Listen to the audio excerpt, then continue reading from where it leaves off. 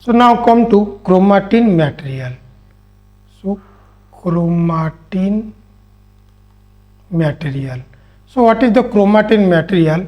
So that means this chromatin material are present inside the nucleus, and this chromatin material is main component of the nucleus, or this chromatin material, because it contains the gene or the DNA.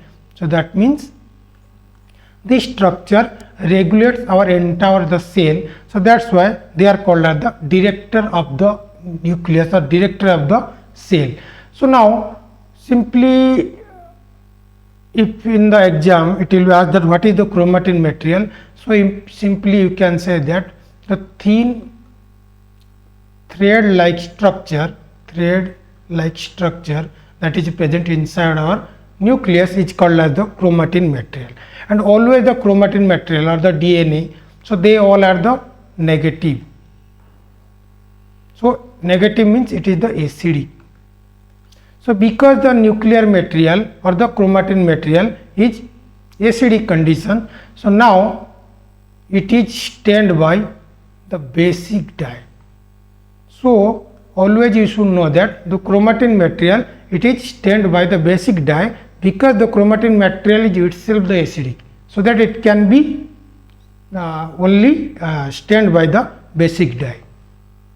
So now the chromatin material, it contains DNA plus RNA plus proteins. So now this protein, it can be the histone protein or it can be the non-histone protein. Okay. So now come to what are the exact structure of the chromatin material. So you already know the word chromatin, chromosome, chromatid and DNA. So what are the chromatin, what is the chromosome, what is the chromatid and what is the DNA? So actually these all structure are the same, but the word the chromatin, chromosome, chromatid in the DNA, it differs because it depends the structure is present in which stage of the cell division. So now you should know something extensive about it. So in the cell cycle, let's say this is the cell cycle, this is called as the M phase. So this is called as the gap 1 or G1 phase. So this is called as the S for synthesis phase, and this is the gap 2 or the G2 phase, and it is the G0. Okay. So now these gap 1, S and the gap 2, these are called as the interphase of the cell cycle, while this M phase is called as the division phase. Why it is called as the division phase? Because only in the M phase the chromosomes are divided. So that's why this is called as the division. And why it is called as the interphase? Because during the gap 1 synthesis or the S phase or the gap 2 phase, and in these phases the chromosome doesn't divide, it only prepares for the division. So that's why it is called as the interphase. So now what is the structure of the chromatin, chromosome, chromatid? Now we can say that. So when the chromosome is present inside the interphase, that means gap 1 S phase and the gap 2, and this structure now it is called as the chromatin. And this chromatin structure, it is very thin structure. Okay. So now when it enters to the M phase or the division phase, so now this chromatin becomes condensed. What is condense or condensation? What is the condensation? That means simply you can say that the chromatin thickens, and it thickens and it can form a broad structure, and that is called as the chromosome. And now it is called as the chromosome. So that means the structure of the chromatin and the chromosome are the same, but the chromatin is present in the interphase, and during the presence in the interphase, the chromatin is present in the thin, or you can say that it is present in the decondensation phases. That means it is become a very thin. So now after going to the division phase, now it condenses and it enlarges or the thickens and to form now the chromosome. So that means the structure, if it is present in the division phase, then it is called as the chromosome, and if it is present in the interphase, then it is called as the chromatin. Okay. So another word is the chromatid. So what is the chromatid? So now look at the structure at the group at the gap 1. The chromatin structure is like that. Okay. In the S phase or the synthesis phase, here the number of the DNA doubles. So that means here it is called as the, that's why it is called as the synthesis. That means here the synthesis of the DNA occurs. That means the number of the DNA doubles. So now here number of the DNA doubles, and now it is called as the chromatin structure, and here also it is called as the chromatin structure. But in the gap 1, the chromatin or the DNA or the number of DNA, let's suppose it is 1, and now the number of DNA is 2. So what is the DNA? What is the chromatin? So first of all, you should know something about the DNA. Look at this structure. This is the DNA structure. Okay. So actually the DNA structure, this is simply a thread like structure. So this thread like structure, it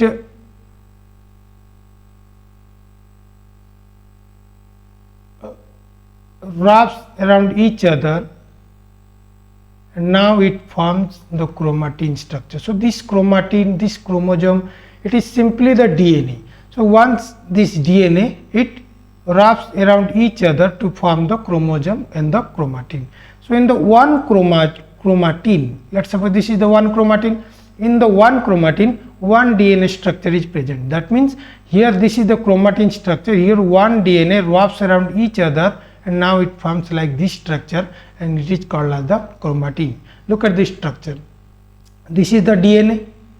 This is the simply the thread like DNA structure. Now it interacts with the protein, and this protein is called as the histone protein. Look at this structure. This is the histone protein. So now the DNA with histone protein is present, and this structure is called as the nucleosome structure. Okay. So now the DNA with histone protein, it forms the nucleosome. Now it again wraps around each other like that. Here it wraps around each other, and it forms the chromatin structure. Okay, or the chromosome structure. You can say what is the chromatin and the chromosome, but it depends whether it is present in the division phase or in the interphase. If it is present in the interphase, then it is called as the chromatin, and if it is present in the chromosome, if it is present in the division phase, then it is called as the chromosome. So now in the gap 1, here the chromatin structure is like that. Okay, but in that case, for example, in the division phase, it looks like this. So what is the double structure? Why? Because in the synthesis phase, here another chromatin structure or another DNA is synthesized. So now these two chromatins are joined together. Now it forms like this. In the book, you know this structure, and now this is called as the chromatin. So now in the S phase, the chromatin is present. In the gap 1, the chromatin is present, but in the gap 1, the DNA number is 1. But in the S phase, the chromatin is present, but here the DNA number is 2, because here one DNA structure, it forms one chromatin, and here another, it forms another chromatin. Okay, so this 2, this is the 1 and this is the 2, or here 1, this is the 2 structure, and each one is called as the chromatid. This is the one chromatid, this is another chromatid. That means in one chromatin or the one chromosome, 2 chromatids are present. Here one chromatid, here another chromatid, and each chromatid are called as the sister chromatids. Sister chromatid. Okay, so now this is the one chromatid, this is the another chromatid, and they are called as the sister chromatid. So if we look like this structure,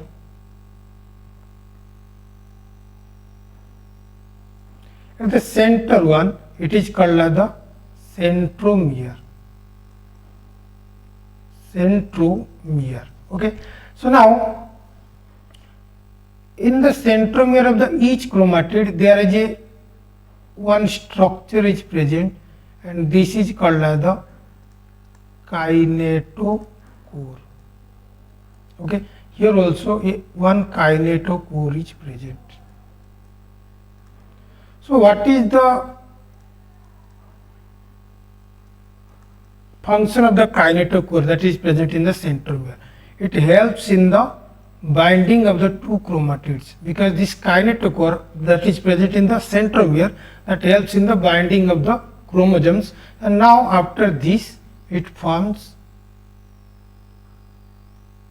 like this structure. So that means the 2 kinetochore that is present, and they helps in the binding of the chromosome. So now this is called the chromosome, and this is called the centromere. So now it contains 2 kinetochore. That is very much important. Kinetochore. So that means 2 kinetochore are present in the single chromosome structure, because in each chromatid one kinetochore is present. Okay, so this is the main structure of the chromatid, chromosome, chromatin, and the DNA structure. So now if we look at the chromatin structure, the chromosome structure, let's suppose this is the chromosome structure. This is the one sister chromatid, or it is called the chromatid, one chromatid. This is another chromatid, or simply they are called as the sister chromatid are present, and here one kinetochore is present, here also one kinetochore is present. That means here the 2 kinetochore is present, and this kinetochore that helps in the binding of the 2 chromatins. Okay, so now look at the structure of the chromosome, and here one constriction is present, or this is called the primary constriction, and this primary constriction is called as the centromere. Okay, so this is another constriction is also present here, and this is called as the secondary constriction, or it is can called be the satellite. Okay, the first constriction, because it is very much it is inward towards the center, it is called the primary constriction, and it is called as the centromere, and the secondary constriction, it is here present, and now it is called as the satellite. So now look at the structure of the chromatin. That means how many types of the chromatins are present, or if we divide the chromatin, it is 2 types. One is called as the heterochromatin, another is called as the euchromatin. So one is called as the heterochromatin, another is called as the euchromatin. Look at the structure of the chromosome. So here this dark color, this is the dark strand, they are the dark strand, they are the dark strand, and they are called as the heterochromatin. Okay, So now we can say that the heterochromatins are darkly stained, while the euchromatin, this is euchromatin, they are the euchromatin. So they are the euchromatin, or it is, you can say that they are lightly stained structure that is present inside the chromosome. So what is the function of this heterochromatin, what is the euchromatin? So first come to the heterochromatin. So the heterochromatin, here the genes the present inside the heterochromatin, here and here, the genes present in the heterochromatins are silenced. So what is the silenced DNA? So that means here the gene that is present, or the DNA sequence that is present in the heterochromatin is silenced. So that means it is not transcriptionally active. That means they are, these genes are not transcripted.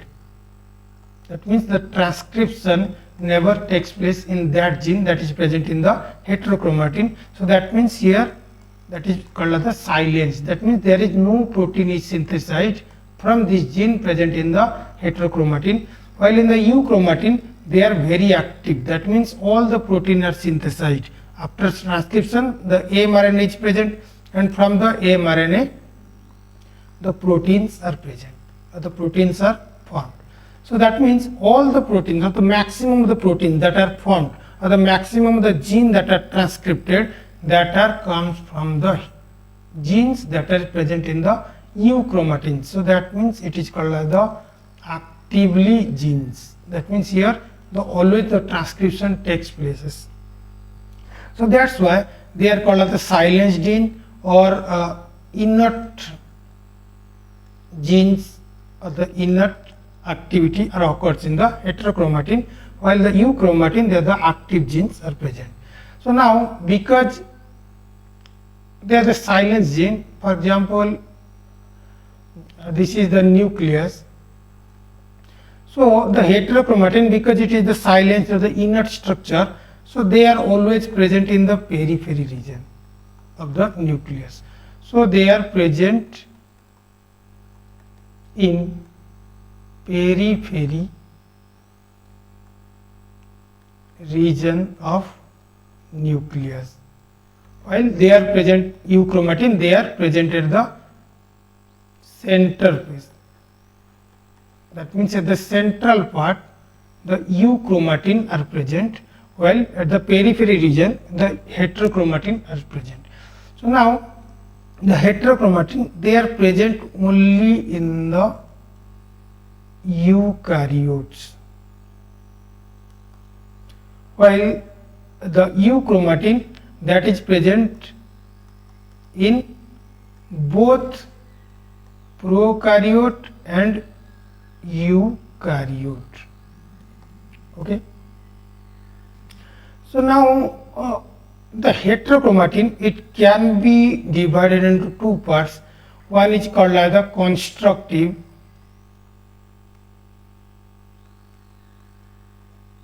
another is called as the facultative heterochromatin, or the constructive heterochromatin. So what is the constructive heterochromatin? That means here the genes are always, or the permanently inactive.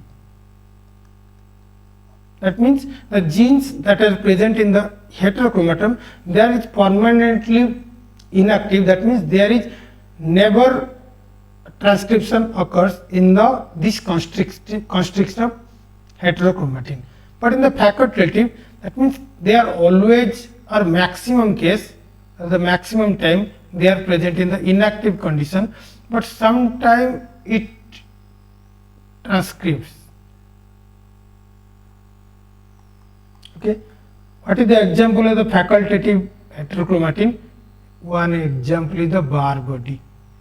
The bar body is present, and that is the facultative heterochromatin. That means it can transcribe if needed. So this is the main difference between the euchromatin and the heterochromatin structure.